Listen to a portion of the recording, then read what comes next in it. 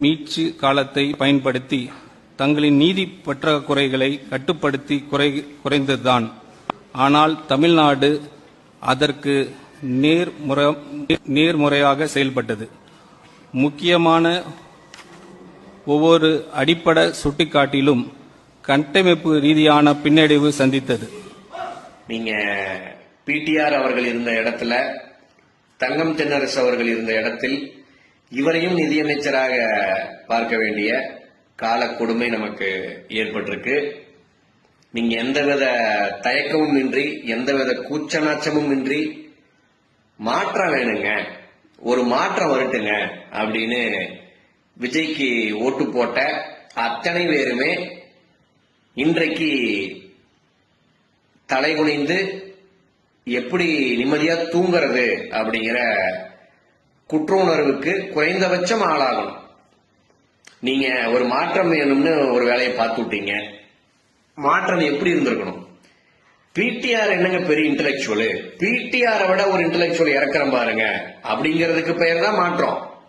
ஆனா வெறுமனே ஒரு சாதாரண அறிக்கை, அதை எழுத்து கூட்டி இவ்வளவு தப்பா படிச்சு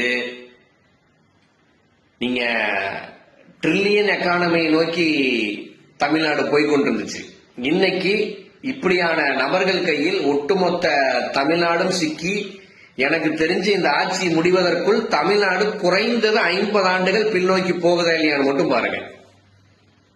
ஆக இப்படியான வேலையை பார்த்த பெற்றோர்கள் உங்களுடைய பிள்ளைகளினுடைய எதிர்காலத்தை குளிதோண்டி புதைச்சிருக்கீங்க அப்படின்னு தான் நாம சொல்ல வேண்டியது இருக்கு.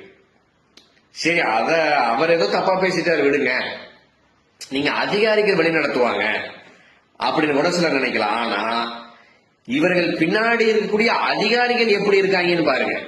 Responsibility management FRP.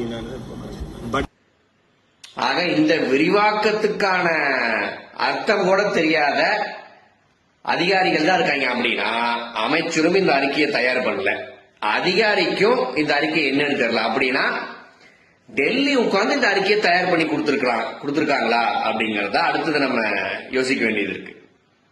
ஆக எது எப்படியோ, நீங்க இன்னைக்கு உருட்டின இந்த உருட்டையெல்லாம் ஓரிரு நாட்களில் திமுகவுடைய பெரிய தலை ட்ரோலிங் மெட்டீரியலா மாத்த போறாங்க.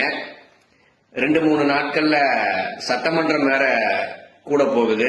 அங்க என்ன படாத பாடு பட போறாங்களோ. எது எப்படியோ, விஜய்க்கு ஓட்டு போட்டதை பெருமையா மட்டும் இனிமேல் நீங்க நினைக்க முடியாது அப்படிங்கறதுக்கான ஒவ்வொரு சாட்சிகளாக, தடயங்களாக வந்து கொண்டிருக்கு அப்படிங்கறத மட்டும் நாம் சொல்ல வேண்டியது இருக்கு. குறைந்தது அடுத்து வரக்கூடிய தேர்தலையாச்சு இந்த படுபாதக செயலை செய்து தமிழ்நாட்டுக்கும் தமிழர்களுக்கும் சொல்லடா துயரத்தை கொடுத்துறாதீங்க அப்படின்னு தான் அந்த மக்களை நோக்கி நாம் கேட்க வேண்டியது இருக்கு.